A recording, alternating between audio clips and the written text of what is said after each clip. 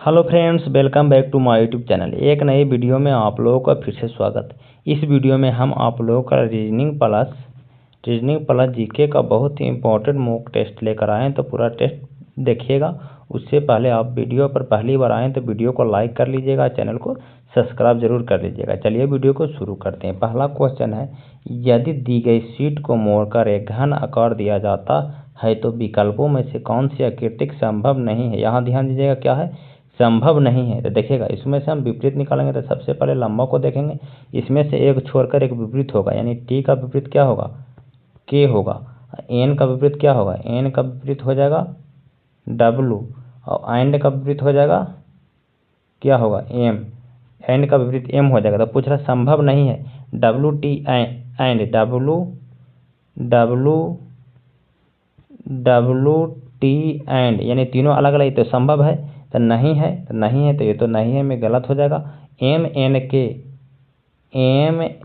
के ये भी संभव है, तो संभव नहीं है तो ये पूछ रहा है, भी गलत हो जाएगा। उसके बाद देखिएगा, एन एंड एन है एंड है और टी है, ये भी संभव है तो ये भी गलत हो जाएगा। उसका पूछ रहा है तो संभव नहीं।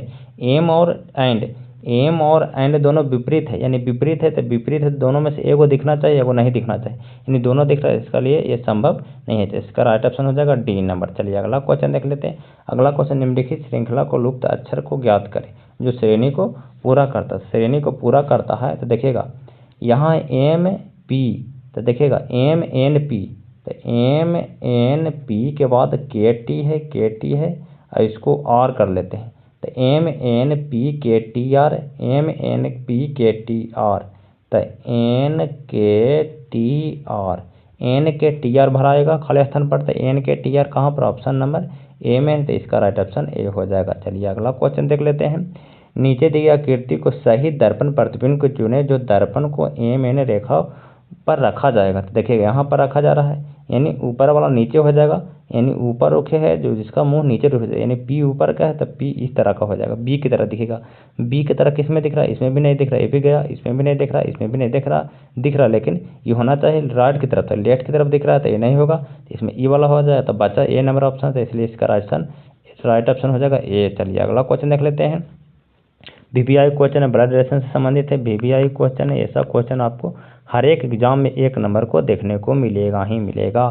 देखिए, एक्स और वाई भाई है, यानी दोनों भाई है, एक्स और वाई दोनों क्या है, भाई है, प्लस भाई। उसके बाद देखेंगे अगर वाई जेड, वाई और वाई का पिता है, आर है जो क्या है, वाई का पिता है, क्या है, पिता है, इसका ही पिता है, इसको ध्यान दीजिएगा, पिता है। टी एस की एकमात्र बहन, इसको बाहर पहले छोड़ देते हैं। उसके बाद देखें, एस एक्स का मामा है, एस है जो मामा है, टी है जो एस की एकमात्र बहन है, एकमात्र बहन है, एक ही बहन है। तो पूछ रहा है टी और आर इसका संबंध पूछ रहा है, टी और यहाँ पर टी और यहाँ पर देखिएगा, ई इसका बहन है, ई इसका मामा, एक ही को बहन है, यानी इसका क्या हो जाएगा, माँ हो जाएगा, माँ तो हो जाएगा, कहा कि इसका मामा हो जाएगा, माँ की भाई होता है मामा, तो यानी इसका ही माँ है, इसका ही माँ है, तो इसका ही क्या है, बेटा है, आर का ही बेटा है, तो आर का बेटा एक्स हुआ, टी का बेटा हो गया एक्स, यानी दोनों पति पत्नी का संबंध है, तो पति पत्नी का, इसका राइट ऑप्शन हो जाएगा बी नंबर, यानी पत्नी हो जाएगा। और है टी है जो, और क्या हो जाएगा, पत्नी हो जाएगा। चलिए अगला क्वेश्चन देख लेते हैं। अगला क्वेश्चन है, नीचे के श्रृंखला को प्रश्नवाचक चिन्ह के स्थान पर कौन सी संख्या आएगी। तो प्रश्नवाचक चिन्ह के स्थान पर पूछ रहा कौन सी संख्या है। देखिएगा, यहाँ 136 से 204 किया है, तो कितना बढ़ाया है, तो 814, यानी हो जाएगा 36, यानी 68। उसके बाद यहाँ देखेंगे कितना बढ़ा है, 204 से 306 किया है, यानी 201, 102। उसके बाद यहाँ देखेंगे कितना बढ़ाया है, तो यहाँ बढ़ा रहा है 36, 5 दूनी 10, यानी 153। तो समझ में आया कितना करा है, यानी यहाँ करा आधा बढ़ा रहा है। जैसे 136 को आधा करेंगे तो 68 होगा, फिर 68 को 136 में जोड़ देंगे, आधा करके जोड़ रहे हैं तो 204 आ रहा है, 204 को आधा करेंगे 102, तो 204 में 102 जोड़ेंगे तो 306 आएगा। इसी प्रकार आधा करके जोड़ना, तो इसको हम आधा करके जोड़ेंगे तो 445 का आधा क्या होगा, 445 का आधा हो जाएगा 2 दूनी 4, 22 दूनी 44, 9 दूनी 18.5।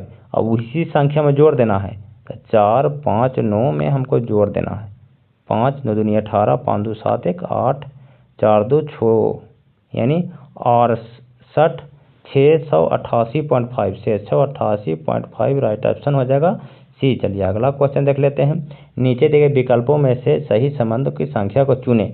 देखिएगा 27, 81, 3 इतना बड़ा संख्या को हमको इतना छोटा में समेट दिया है, तो इसीलिए इसमें कुछ विशेष एनालॉजी लगाना है।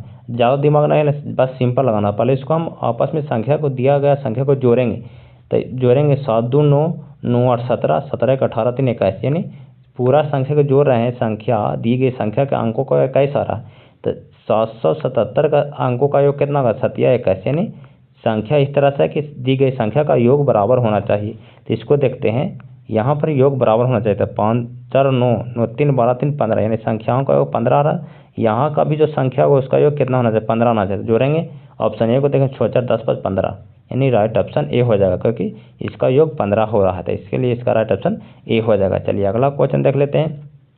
यदि NEAT को 30 3 4 0 9 लिखा जाए, तो पहले इसको कोडिंग डिकोडिंग करेंगे। तो कोड करेंगे तो N का कितना होता है 14 होता है, E का कितना होगा 5 होगा, A का कितना होगा 1 होगा, T का कितना होगा 20 होगा। इसके बाद इसमें हम 1 घटा देंगे, 1 का सब में घटाएंगे तो क्या होगा 13 4 0 19। और जो भी संख्या 2 अंक का उसको हम इकाई अंक पकड़ेंगे, तो 13 का इकाई अंक 3, और जो एक संख्या 1 अंक की संख्या उसको उसी तरह से लिख देंगे 9, यानी आ गया 34 0 9। उसी प्रकार इसको कोडिंग करेंगे, पर L का कितना होगा 12, E का 5, A का 1, R का 18, N का 14। उसमें से क्या एक एक सब में घटाना है, सब में से 1 1 1 माइनस कर देंगे, कितना होगा 11 4 0 17 13। तो 2 अंक की संख्या उसको इकाई अंक लिखना है, तो 11 का 1, और जो 1 अंक की संख्या है उसको उसी तरह से लिख देना है। यहाँ 7, यहाँ क्या होगा 3, यानी 14073, 14073। तो यहाँ पर राइट ऑप्शन सी हो जाएगा 14073। चलिए अगला क्वेश्चन देख लेते हैं। अगला क्वेश्चन है, नीचे दिए गए शब्दों के लिए कौन सा बेन आरेख सबसे अच्छा प्रतिनिधित्व करता है। तो सबसे अच्छा बेन आरेख कौन सा प्रतिनिधित्व कर, इसको देखना है। तो फूल है, तना है, तना है, एगो जड़ है, अब फ्लावर को हम इस तरह से लिख सकते हैं, क्योंकि तना के ऊपर ही फ्लावर लगता है। इस तरह का तना है, यहाँ पर, यहाँ से कहानी निकलेगा, यहाँ पर फ्लावर में फूल लिखता है, इस तरह से फूल होता है। तो इसी प्रकार तना के अंदर फूल होगा, लेकिन जार है जो जमीन के अंदर रहता है, तो अलग हो जाएगा। तो इस तरह से कौन सा ऑप्शन बनेगा, डी नंबर ऑप्शन सही होगा इसका। चलिए अगला क्वेश्चन देख लेते हैं। अगला क्वेश्चन है, एक निश्चित कोड भाषा वर्बल को इतना लिखा जाता है, रीच को इतना लिखा जाता है, ब्रेव को क्या लिखा जाएगा। तो ब्रेव को हम पहले देखते हैं। देखिए ब्रेव है, ब्रेव को क्या लिखा जाएगा, तो वर्बल है, तो VERBAL वर्बल। देखिएगा BRA, बी भी इसमें है, बी भी इसमें भी है, आर भी इसमें है, आर भी इसमें है, उसके बाद ए भी है, ए भी है, भी है, भी है, और ई भी है, यानी कॉमन है। तो इसका कॉमन यहाँ लिखा, तो इसमें से हम कॉमन निकाल के यहाँ लिखेंगे, तो बी है। देखिएगा बी तीसरा नंबर है, पीछे से 1 2 3, 1 2 3, तो बी का यहाँ पर 22 होगा। और आगे से तीसरा है, तो आगे से तीसरा 1 2 3 एम होगा, 22M, 22M, 22M, 22M। तो यानी इसका राइट ऑप्शन ए हो जाएगा। कौन सा, ए हो जाएगा इसका राइट ऑप्शन। चलिए अगला क्वेश्चन देखते हैं। नीचे दिए गए विकल्पों में सही शब्द को चुनिए।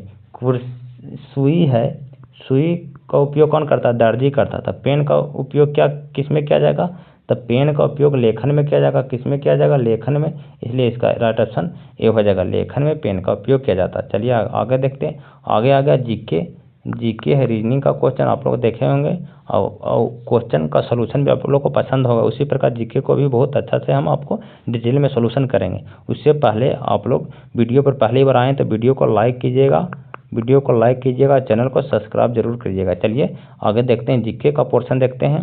जीके का पोर्शन में है, पहला क्वेश्चन है, नेहरू ट्रॉफी किस खेल से संबंधित है। नेहरू ट्रॉफी किससे संबंधित है, तो इसका राइट ऑप्शन हो जाएगा ये हॉकी से। किससे, हॉकी से संबंधित है। चलिए अगला क्वेश्चन देखते हैं। भारत सेवक समाज की स्थापना किसने की?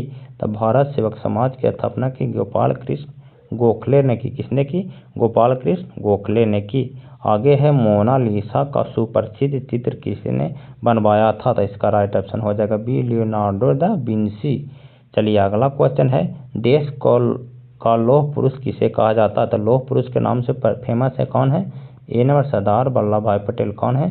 सरदार वल्लभ भाई पटेल। इनका सबसे वर्ल्ड में सबसे ऊंचा मूर्ति 182 मीटर का है, जो कहाँ? गुजरात में साबरमती कहाँ बनाया गया है? सरदार सरोवर डैम के पास बनाया गया। कहाँ पर? सरदार सरोवर डैम के पास बनाया गया। 182 मीटर का सबसे ऊंचा मूर्ति बनाया गया। चलिए अगला क्वेश्चन देख लेते हैं, नासिक किस नदी के किनारे स्थित है? तो नासिक है जो गोदावरी नदी के किनारे है। तो नासिक किस राज्य में पड़ता है? महाराष्ट्र में। कहाँ है? महाराष्ट्र है। तो महाराष्ट्र में नासिक पड़ता है। तो महाराष्ट्र के अभी वर्तमान में मुख्यमंत्री कौन है? वर्तमान में मुख्यमंत्री है देवेंद्र फडणवीस है। कौन है? देवेंद्र फडणवीस है। नासिक में भी कुंभ मेला लगता है। का?